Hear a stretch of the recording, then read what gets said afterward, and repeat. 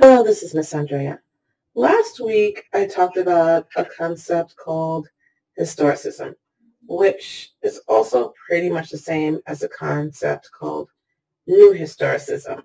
The difference is historicism has always been around, and people have started leaning into historicism since about 1980. You can go back and watch that video, but in short, it's literally about learning history in context. Okay, so where I left off is that people who disagree with or don't understand the concept of historicism like to call it Marxist. And so I just wanted to try and clarify that a tiny bit. So the historicism approach to teaching history being Marxist is inaccurate. Historicism is a method of historical analysis that emphasizes understanding events, ideas, cultures, right, within their specific historical context. It involves interpreting historical events and developments based on the conditions and perspectives of the time in which it occurred. Like, doesn't it just make sense to get a grasp on history based on what people were thinking and doing in that time? For example, here's my favorite example. Roman concrete. There was the observation that things from older Rome were still standing, and that things from, I don't know, like the 1930s, 40s, and 50s was crumbling, right? So they're like, well, how do we get the same concrete they had in Rome? They did the research. They went through old journals. Like, they really researched this. And they found the recipe. And they attempted to make the recipe of Roman concrete in modern day society. And it just continued to fail the test. Someone finally said, this says add water. What water were they using? They were using seawater, not tap water, right? Additionally, it had like sand or something. And what sand were they using? They weren't using American sand. They were using Roman sand. So when they finally went over to Rome and got the seawater and the appropriate sand, what they found was that it didn't really make concrete, but it all just kind of crystallized and turned into stone. And that is why Roman structures are still standing. One structures from early in the 19th century or early in the 19th century, 20th, you know what I'm saying, are failing, right? So learning history in context is just uber important, because without those context clues, you are lost, right? So the aim of historicism is to provide a nuanced and contextually rich understanding of historical phenomena. It is essential to recognize that different historians may employ various approaches and methodologies, and attributing a single approach like historicism solely to Marxism doesn't really make sense.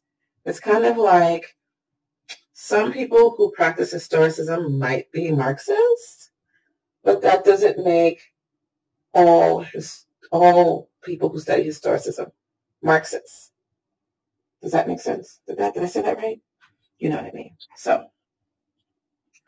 I am of the opinion that people just tend to criticize or complain about things they don't fully understand, and like to use hot button keywords and throw those around so that other people also as freaked out as they are, right? Of course, sometimes the criticism can be valid and based on some informed perspectives, but there are instances where misinformation or lack of understanding can lead to unwarranted complaints.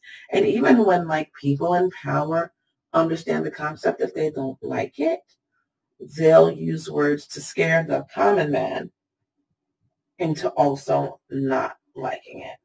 Some examples of this is complex legislation, economic policies, like we like to name it after the president, especially if we don't like the president. We like to throw their name into this person's economy or that person's economy or this person's healthcare and that person's healthcare, even if it was initially written by somebody on the other team, right? Technology and surveillance, jury's out on that, but we like to make sure everyone is just equally freaked out about the wiretaps, right? Public health measures, let's not even get started about the vaccinations, none of them. Okay, and then of course, international relations.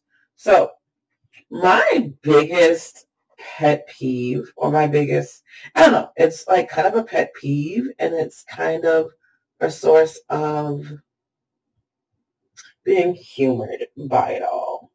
And is that people like to throw around insults that at its core have positive meanings. So what's up with that?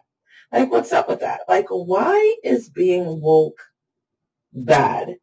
Now, that is in the definition of being woke. The definition of being woke is literally to be concerned about the needs of those around you, right? And on a racial perspective, being woke is becoming aware that there are systems set up that make it a little hard to pull yourself up by your bootstraps.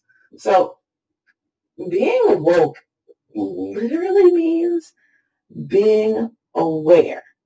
And so how that got flipped and turned into a slur is beyond me. Whenever someone says woke, I'm like, okay, I'm aware. It means I'm not asleep. It means I'm aware. So that one, and my favorite, snowflake. No two snowflakes are alike. I'm making bunny fingers because I think somehow there could be two snowflakes alike. But no two snowflakes are alike. And they're beautiful. And they're fascinating. So, also, not an insult. A few other fun insults people like to throw around. Social justice warrior. Originally, this term was coined to describe individuals who passionately advocate for social justice and equality. And it is being used to pejoratively mock those perceived or overly aggressive or self-righteous in their activism. I get it. Like, for example, in my daughter's college experience, everyone was pretty aware, but there was like this not black girl who would make a big deal about things that she felt were harmful to the black people when it didn't bother the black people. And so it kind of called negative attention to them in a way that was unnecessary, because a professor said something, a professor did something, and the black people went, and this white person's like, you can't say that. So that's how social justice warrior is being used now. But at its core, it's not a bad thing. Liberal elite. Initially used to describe well-educated and affluent individuals with liberal political views. I'm still looking for the insults. I don't know. I run down the center. Like, I'm conservative in some things and liberal in other things. And I don't find the words liberal or conservative to be an insult. It is just a way of thinking. It is not who I am as a human being. Tree hugger. That's funny. Originally, it was a word affectionately used to describe environmentalists who are passionate about nature and conservation. And now it's kind of used to call them an idiot. Do-gooder. Since when? Since when is doing good bad? Guys. Originally, it was meant to describe individuals who aim to do good in the world. This term sometimes is used now sarcastically to suggest a naivety or excessive idealism in doing good. Like, have you seen people that go around like doing good things for people and then, but just not being wise about it? Like, for example, on social media, there are people that go around giving people huge chunks of money, homeless people or whatever, huge chunks of money.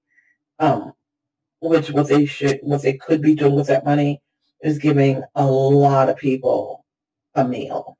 Like, it's just naive to think that that person's going to get money and it's going to change what's going on in here. So I get it, but at its core, do good, So I looked up New Historicism because I wanted to follow up on talking about historicism last week, but it just turns out that it's the same exact thing. So in summation, this whole idea of historicism or teaching in context is valid. It's just thinking valid. It's just so much easier to learn the whys than it is to learn all the dates and all the names. Those things will stick when you understand the motivations behind it. And we really need to think about the way we teach history and why people take history for 3 to 4 years in high school and don't remember any of it.